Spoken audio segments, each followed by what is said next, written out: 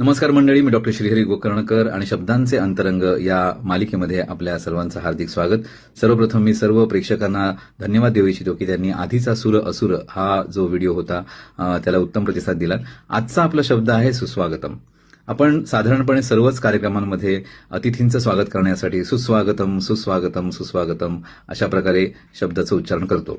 परंतु जर मूलतः म्हणजे या शब्दाचं अंतरंग पाहिलं तर सुस्वागतममध्ये आपण उत्तम स्वागत या अर्थाने सुस्वागत असं म्हणतो. परंतु खरं तर सु हा उपसर्ग जो आहे तो आधीच स्वागतम या शब्दामध्ये आलेला आहे.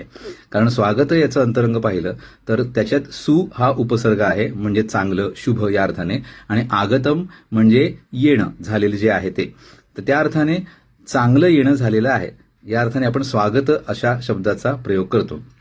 आणि म्हणूनच इथे असलेल्या सर्व रसिक प्रेक्षकांचे हार्दिक स्वागत अशा प्रकारे जर वाक्यरचना केली तर ती अधिक योग्य होऊ शकेल.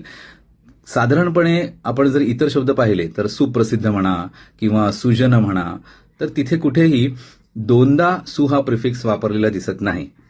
त्यामुळे स्वागतम मध्ये जो सु उपसर्ग आधीच आहे त्याच्याही आधी अजून एक सु उपसर्ग जर वापरला तर ते सुआगतम न होता ते सुसुआगतम होईल. ओके, आणि हे योग्य नाही. त्यामुळे मंडळी याच्या पुढे तुम्ही जेव्हा या शब्दाचा प्रयोग कराल तेव्हा सुसुआगतम असं न करता केवळच सुआगतम म्हणजेच स्वागतम अशा प्रकारे प्रयोग करावा.